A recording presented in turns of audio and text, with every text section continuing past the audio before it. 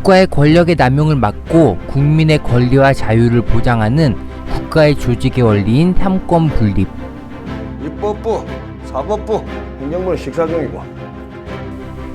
국회의사당은 이중 입법부의 기능을 맡고 있습니다.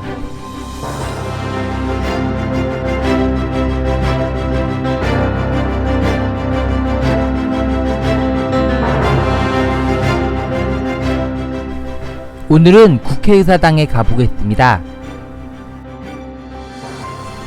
가는 방법은 지하철을 이용하는 방법이 있고 또 그냥 우리 회사 10번 버스 타고 갔습니다. 국회의사당에서 하는 가장 중요한 일은 입법을 하는 일로 법을 만드는 일을 합니다.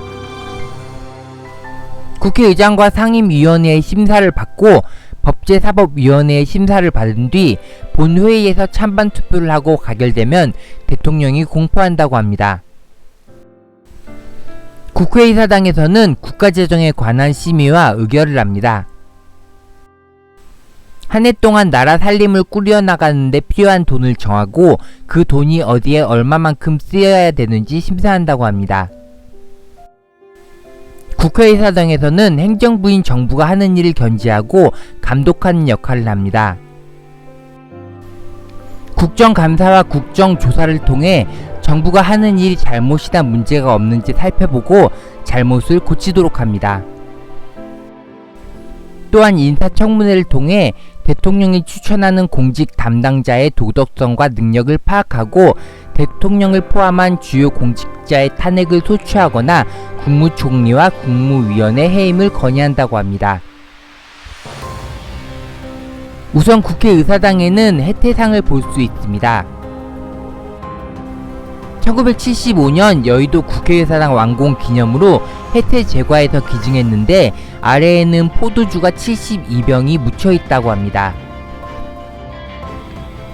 여의도 국회 완공 기념 100주년인 2075년 꺼낸다고 하는데 그때까지 지켜봐야 사실 여부를 알 수 있겠네요. 아무튼 해태는 선한 사람과 악한 사람을 판단해 안다는 상상의 동물로 해치라고도 부른다고 합니다. 국회의사당에는 24개의 기둥이 있는데 이는 1년 24절기를 의미한다고 합니다. 그중 전면 8개는 팔도를 의미한다고 합니다만 지금 우리나라는 팔도가 아니죠. 전라북도와 강원도가 특별자치도로 지정되면서 6개의 도와 3개의 특별자치도라고 한다고 합니다. 국회의사당을 상징하는 캐릭터가 있습니다. 이 친구는 희망이고 이 친구는 사랑이라고 합니다.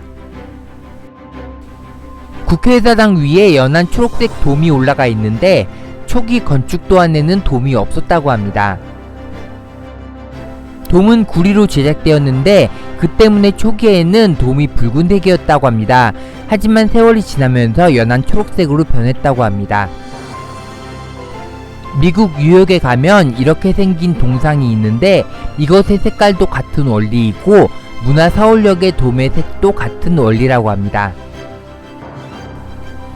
돔이 가지고 있는 의미는 전국에 있는 국민들의 의견을 이곳에 모은다는 의미를 하고 있다고 합니다. 그리고 국가가 위기가 닥치면 저 돔이 열리고 거기서 로봇 태권브이가 이 뭔 개소리야! 국회 앞에는 애국 애종의 군상이 있는데 양쪽에 있는 게 같은 모양입니다.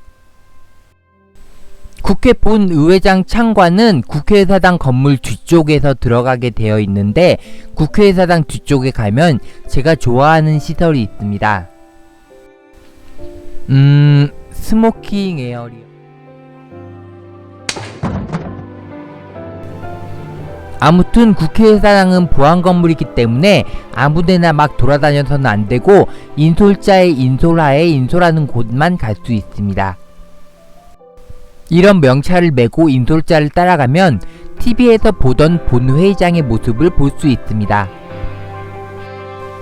본회의장의 의석 배치도를 볼 수 있고 참관석을 포함한 각 자리가 누가 앉는 자리인지에 대한 설명을 해줍니다. 저쪽은 귀빈석이라고 합니다. 그리고 벽면에 있는 카메라로는 국회 본회의장을 촬영해 국회 방송을 통해 전국에 송출한다고 합니다. 국회의원 투표는 일반적으로 기명투표인데 사람에 대한, 즉 인사와 관련된 투표는 무기명 투표를 한다고 합니다. 투표 결과를 말씀드리겠습니다. 대통령 윤석열 탄핵 소추안은 총 투표수 300표 중 가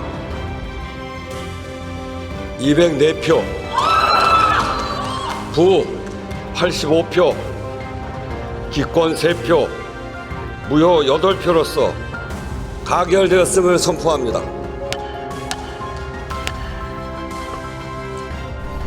2005년 본회의장 전산화 작업을 진행하면서 각 자리에 모니터와 전자식 명패가 생겼다고 합니다. 지금은 쉽게 볼 수 있고 스마트폰에 많이 쓰이는 터치스크린 방식이지만 이 당시에는 최고의 장비였다고 합니다.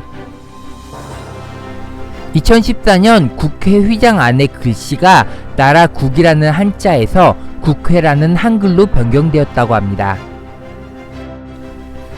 천장에는 365개의 전등이 있는데 이는 365일 국민을 위해 일하라는 의미를 가지고 있다고 합니다. 국회의사당 안쪽에는 국회 박물관이 있습니다. 1998년 국회 헌정기념관으로 건립되었으나 2022년 국회 박물관이란 이름으로 개관했다고 합니다.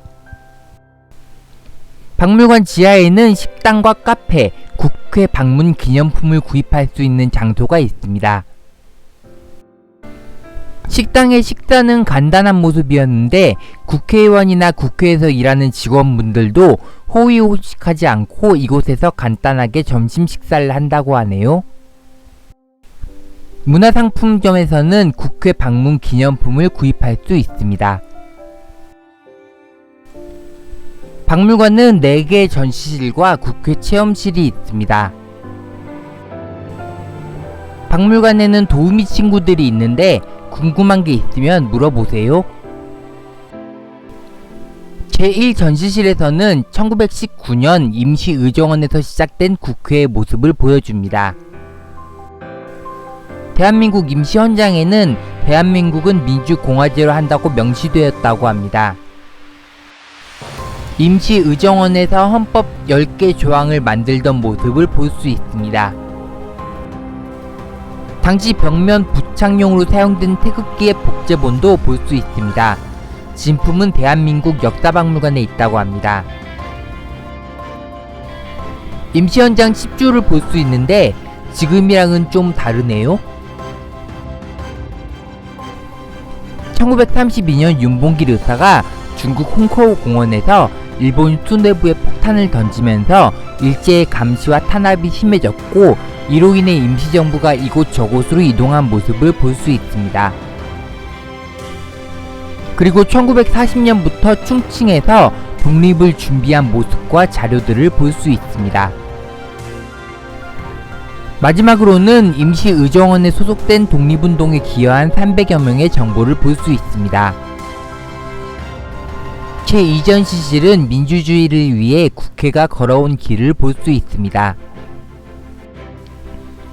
우선은 재헌국회 시절로 해방 후 1948년 한반도 문제를 둘러싼 미국 소련관 대립과 국내 정치 세력 간의 어려운 상황 속에서도 2년이라는 짧은 임기 동안 건국과 정부 수립에 필요한 여러 제도적 기반을 마련한 시기입니다. 이 당시 중앙청에서 회의를 진행한 모습을 볼 수 있습니다. 우선 최초의 민주선거인 5.10 총선거에 대해 볼 수 있습니다. 재헌국회의 첫 임무인 대한민국 헌법은 1948년 이때 개정하였다고 합니다. 이때 제정된 헌법은 전문에서 기미 3.1운동으로 대한민국을 건립하였음을 밝히고 제1조와 제2조에서 대한민국은 민주공화국이며 주권은 국민에게 있고 모든 권력은 국민으로부터 나온다는 점을 분명히 함으로써 대한민국 전통성과 민주주의의 원칙을 확립하였다고 합니다. 이제 중간 정도 설명했나 봅니다. 그런데 국회에 대해 설명할 부분이 아직 많이 남아있네요. 다음 주 국회 박물관에 대해서 소개하겠습니다.